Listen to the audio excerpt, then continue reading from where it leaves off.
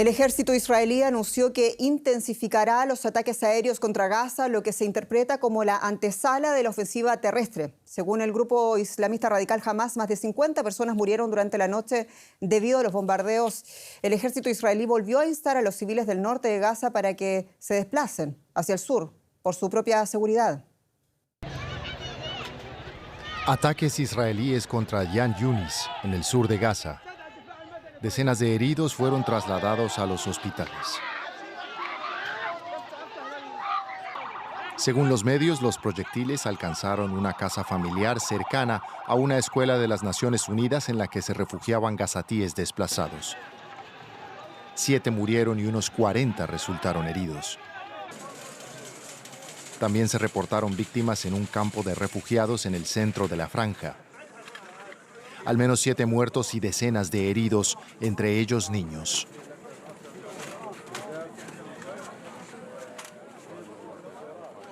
También fue alcanzada una casa en el norte de Gaza. El ataque les alcanzó mientras dormían. Niños inocentes con su padre y su abuela mientras dormían. ¿Qué hicieron? ¿Estaban armados? Son niños inocentes que no saben nada. ¿Cuándo acabará esto? Llevamos años en guerra y la gente tan solo mira.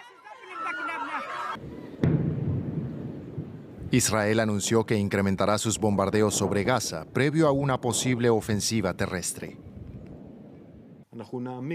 Reduciremos el riesgo para nuestras fuerzas en la próxima etapa de la guerra.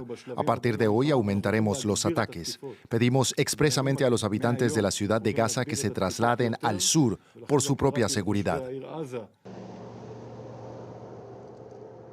La concentración militar israelí en la frontera con Gaza es notoria.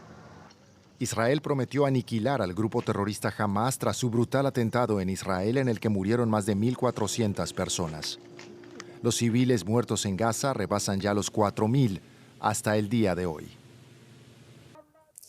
Y paralelamente continúa el drama de los rehenes. El grupo terrorista Hamas dijo haber ofrecido este domingo la liberación de otras 2 mujeres cautivas, esta vez ciudadanas israelíes, por razones humanitarias. Una oferta que, sin embargo, el vocero de Hamas dijo que Israel habría rechazado. El primer ministro israelí Benjamin Netanyahu negó todo esto y lo tachó de propaganda mentirosa. De los más de 200 rehenes capturados por Hamas en el ataque del 7 de octubre, se calcula que entre 60 y 130 son ciudadanos internacionales. El gobierno israelí está recibiendo llamadas de más de 25 países solicitando que se postergue la anunciada ofensiva terrestre sobre Gaza hasta que los rehenes hayan sido liberados. Las concentraciones pidiendo su puesta en libertad se suceden en todo el mundo.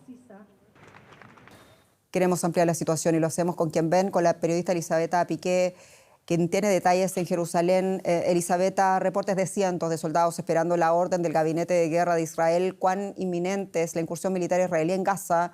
En medio de también los pedidos que sabemos de que la población palestina abandone el norte del enclave de la Franja de Gaza. ¿Qué se comenta ya en Jerusalén?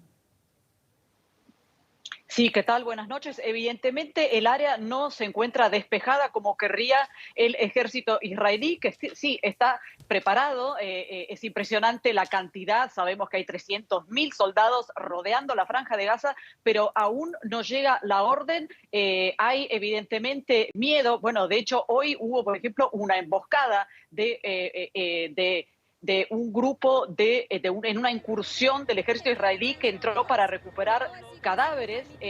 Fue emboscada por la resistencia. Se espera que haya resistencia de los terroristas de Hamas, que se esperaban que iba a haber consecuencias y una invasión terrestre, y también Israel sabe que tiene que estar preparado a una guerrilla urbana y que todavía hay muchísima gente que no se ha desplazado hacia el sur.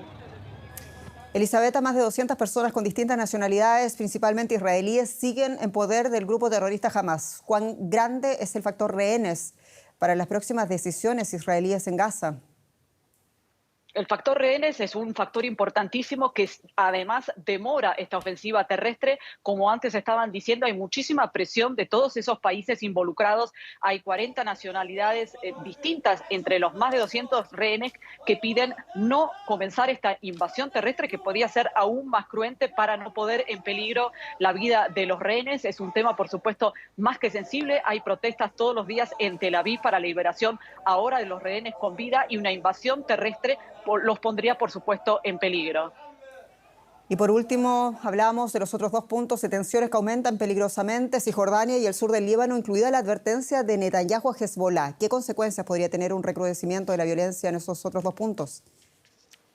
Ese es el gran temor. De hecho, hoy Israel evacuó a 13 comunidades más que están en la frontera norte de Israel. Es más, el primer ministro Netanyahu fue a visitar a tropas que están ahí y le lanzó una advertencia a Hezbollah que cometería el error más grave de toda su historia en caso de atacar. Sabemos que Hezbollah está esponsoreado por Irán y significaría una entrada en guerra de Irán que todo el mundo quiere evitar. Elisabetta Piqué, muchas gracias, colega, por tu reporte allá en Jerusalén. Gracias a ustedes.